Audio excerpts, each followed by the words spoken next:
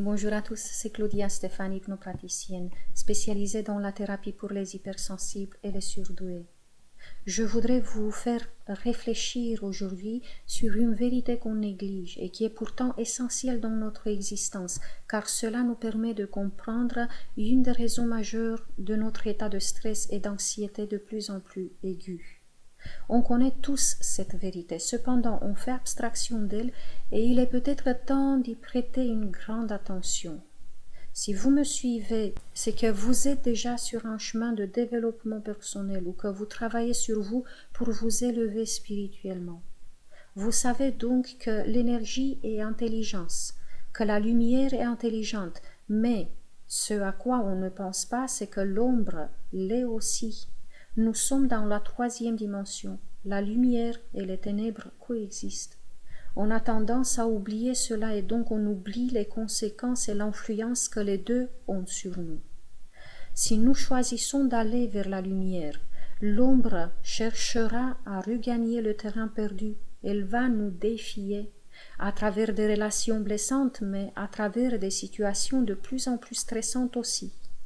Vous reconnaissez votre quotidien peut-être.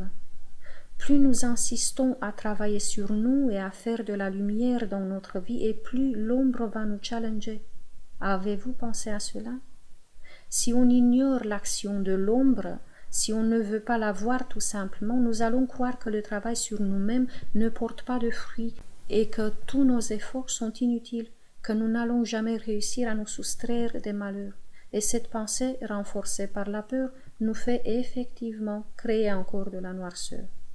Car oui, l'ombre utilise notre pouvoir créatif contre nous, en nous poussant à avoir des pensées de peur, à croire qu'on n'a aucun contrôle sur notre vie, sur ce qui nous arrive, sur le futur, qu'il faut se soumettre à tout et qu'il faut tout accepter.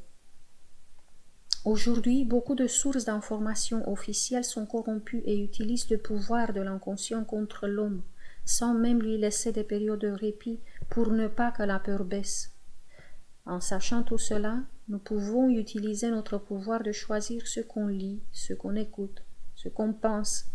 Et pour les hypersensibles qui ont une grande puissance de par leurs émotions, il est très important que tout cela soit le plus doux et le plus lumineux possible, afin de créer effectivement pour soi un monde plus aimant, un univers plus paisible, parce que c'est possible. C'est notre clé en or qu'on a depuis toujours à notre disposition. Élever nos pensées et éliminer de plus en plus les pensées anxiogènes et sombres. Je pense que vous savez comment vous y prendre. En tout cas, il est essentiel de ne jamais laisser le mental décortiquer des sujets qui engendrent la peur, la confusion, la colère. On a besoin de créer nous-mêmes, pour nous, l'univers où l'on veut vivre, car il ressemblera à nos pensées. On a besoin de faire cet effort pour nous-mêmes, parce que le bénéfice est plus grand qu'on ne le croit. D'un côté, on sort du jeu obscur des ténèbres qui essaie de nous entraîner dans une création profondément dommageable pour l'être humain, mais d'un autre côté, on sort aussi des blessures du passé et du sentiment d'impuissance. Si on vit toujours des situations inconfortables, c'est qu'on garde toujours les mêmes pensées.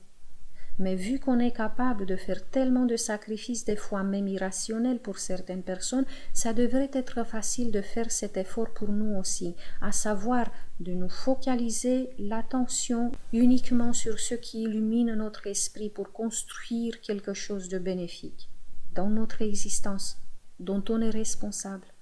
On n'accepte plus que des facteurs extérieurs malveillants jettent leurs poubelles dans notre maison, dans notre espace énergétique à nous. C'est pour cela qu'il faut qu'on nettoie nos filtres pour nous entraîner non pas à nier le négatif, mais à ne plus lui donner notre énergie en nous focalisant dessus, parce que c'est ce qui le fait grandir.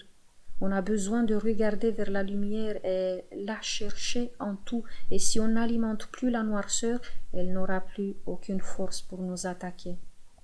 Pour ceux qui sont intéressés de travailler avec l'inconscient et le programmer pour aller vers ce qui est lumineux et bénéfique, j'ai sur ma boutique en ligne une séance justement faite pour ça, sortir de la négativité et s'ouvrir à la joie. Je vous mettrai le lien en barre d'infos. Je vous reçois aussi en séance individuelle où l'on peut effacer des schémas négatifs de pensée et l'influence que les autres peuvent avoir sur nous, afin de rééduquer notre esprit à se focaliser sur ce qui est lumineux. Vous avez aussi le lien vers la page service de mon site dans la description.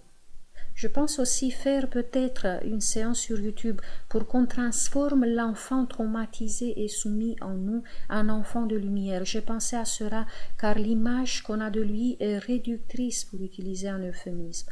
Mais vous allez me dire en commentaire si vous sentez qu'une telle séance vous serait utile. Parce que pour moi c'est un gros travail. Je la prépare uniquement si je vois que ça intéresse. Jusqu'à la semaine prochaine, je vous embrasse tous très fort. Prenez soin de vous.